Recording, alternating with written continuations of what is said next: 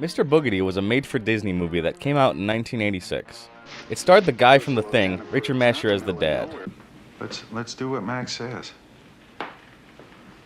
I mean, he wasted Norris pretty quick, didn't he? Mimi Kennedy, who plays the mom, and Dharma and Greg plays the mom here too. The daughter is played by Christy Swanson, aka the original Buffy the Vampire Slayer, and his son is David Faustino from Married with Children fame. And the other son is Benji Gordon, who played the son in Elf. The movie opens with the family moving into a creepy old house. The dad is the only one excited about this, and all the kids just do not want to be a part of it. Dad, let's go home. This is home, sweetheart. There's a lot of weird lightning crashes in the background every time something scary happens. The house, when they go inside of it, is filled with cobwebs and creepy furniture. I wonder if they looked at this house before they moved in it. I mean, it seemed like they're all seeing it for the first time, but wouldn't you check out a house before you moved in? They must have got a great deal on it to have moved into it sight unseen. The first thing that happens when they get inside the house is they see a creepy old man played by John Astin. He tells them that they should leave immediately. Now, if he's trying to sell them the house, I don't know what his role is actually, but why would he come to the house and just try to freak these people out? It doesn't make any sense. Welcome you to our town and warn you, get out, before it's too late. He tells the family that the house has a tragic history. The family won't listen, and the last thing he says to them is, "Look out for the boogeyman." Boogedy! Boogedy! Boogedy! Boo! The daughter goes wandering around the house and goes into a room with a strange green light coming out of it. She claims to have seen the boogeyman in the light. I saw him! Who? The Boogedy Man! When the dad goes to investigate, all he finds is these weird green footprints that he wants to sell in his joke shop. Aren't they great? Look, they stick to things. Kids go into town and talk to John Astin about the house. John Astin tells them a story using a really cool pop-up book. The camera zooms into the pop-up book and we go into this different world where everything looks like a high school play and all the costumes look kind of fake. But it actually looks kind of cool. Mr. Boogedy was some sort of pilgrim who just liked to scare children. The children called him Mr. Boogedy because he delighted in scaring them. Mr. Boogedy wanted a wife and wanted to marry this girl called Widow Marion. It's never explained how she was a widow or why that's important, but her name is just Widow Marion. The beautiful Widow Marion, who lived with her sweet little boy, Jonathan.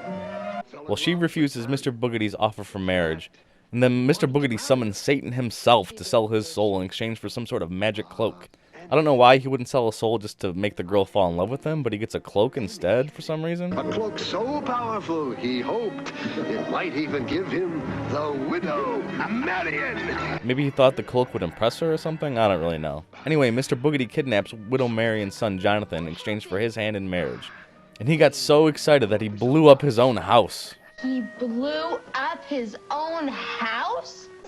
And every house that was built over that house afterwards has been haunted with the spirits of Jonathan, Widow Marion, and Mr. Boogedy. So what are we gonna do?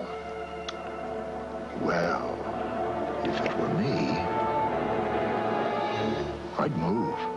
The kids go home and try to tell the parents about this story, and they just don't believe them. Making those noises. One thing I do know, this house is not haunted. All of a sudden, a mummy gets up and starts doing some sort of weird dance where his arms just flail in circles. A pair of hands clap together, and suddenly just everything stops. Time to call a realtor. And now the dad and mom kind of believe that the kids are saying, but instead of leaving immediately, he convinces the kids that they should stay another night.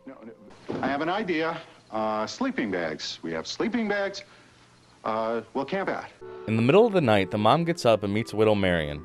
Widow Marion tells the mom that she can't go into the house because Mr. Boogedy won't let her see her son. For some reason, the mom really wants her to come in and have some food. She's okay with just seeing this ghost. Would you like to come in or have a cup of coffee?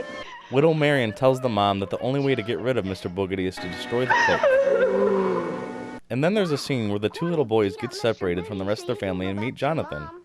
Mr. Boogedy spies on the kids through the walls or something. It's really creepy the way that's shot. The kids go upstairs and Mr. Boogedy finally reveals himself in their living room.